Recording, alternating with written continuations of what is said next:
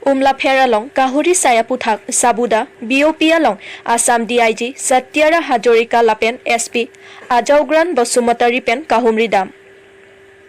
Jinthong MSC ke parlo Umlapher ahawaralong non malom Meghalaya lapen Assam Karbi Anglong arlo nangkilut takpen Kahuri Sai Assam Police lapen Meghalaya Police atum angbong ahir ing tangrak katephodot pen alam soluk sodak atomon kejap angring North East Assam angkangpi kachet hangplup anpena joini kopiason lomapura bangso soluk sodak atomon ing samjen loma mate huri saitong dolang mapura DIG lapen SP atum monsam ke dolong jiaphan pura sabuda BOP along an puthot alang litum humri damsi puthot monsam ke doji aphan pura aduya hoya long an humri dam pado thulo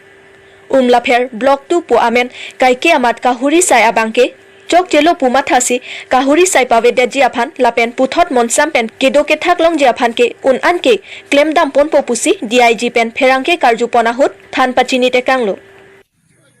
কি দেখা পালে বা কেনেকুৱা অৱস্থা sir পশ্চিম কাৰ্বি আংলঙৰ যিটো অমৃতসৰত আজি মই আহিলোঁ এইফালে এইটো একেবাৰে আমাৰ অভ্যন্তৰীণ এটা সমস্যা ইয়াত কোনো বৰ্ডাৰ লৈ পেলাই কোনো এনেকুৱা মই ইছ্যু দেখা নাই ইয়াত মেঘালয়ৰ পৰা কিছুমান মানুহ আহি পেলাই ইয়াতে মিটিং কৰিবলৈ বিচাৰিছিলে জোৰ জবৰদস্তি কৰিছিলে সেইটো এতিয়া আমি ফিক্স এটা ছিকিউৰিটি পিকেট এটা বহাই থৈছোঁ গতিকে ভৱিষ্যতলৈ মই ভাবোঁ যে আৰু এনেকুৱা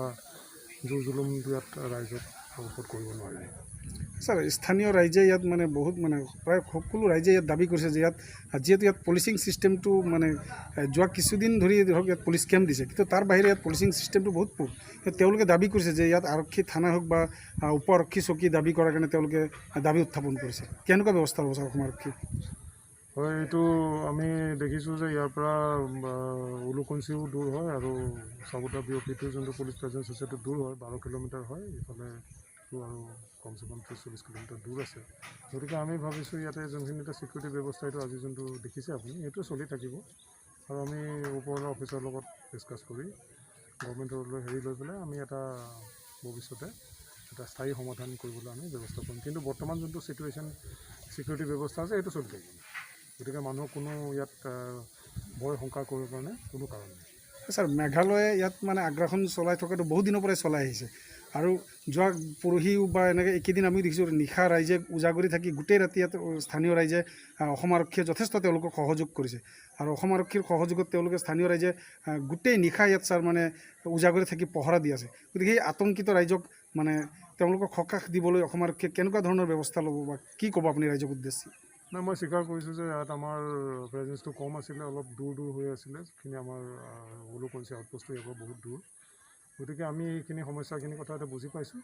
আৰু ইয়াত আগ্ৰাসনৰ কোনো কথা নাই এইখিনি ছেটেল পপুলেশ্যন এইখিনি বহুত ভিতৰত বৰ্ডাৰৰ পৰা 12 কিলোমিটাৰ 13 কিলোমিটাৰ ভিতৰৰ বস্তু এটা ইয়াত খালি যিখিনি ছিকিউৰিটি নাছিলে সেইখিনি এতিয়া আমি প্ৰভাইড কৰিছোঁ আৰু এই ছিটুৱেশ্যনটো বাহাল থাকিব